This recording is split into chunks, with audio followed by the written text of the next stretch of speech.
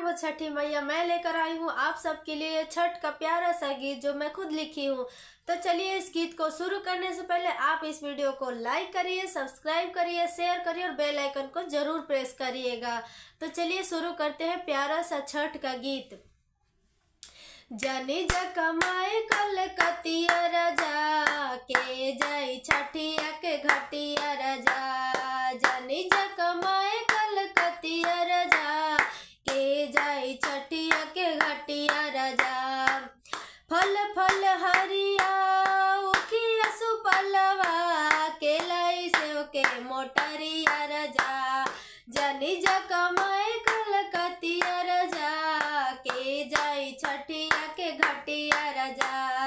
जनी जा कमाए कलकतिया राजा के जाई छठिया के घटिया राजा।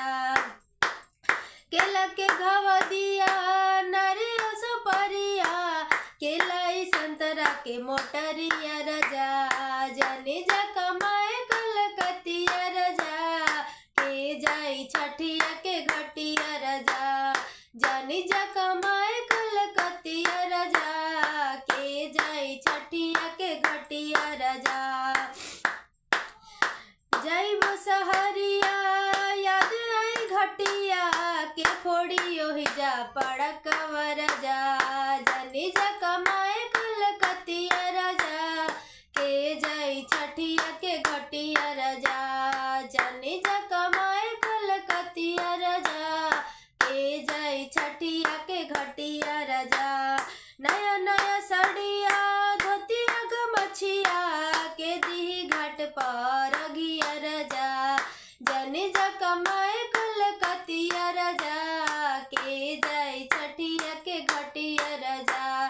जनी जा कमाए कलकतिया राजा के जाई छठिया के घटिया राजा। के दियवाई अरघिया राजा।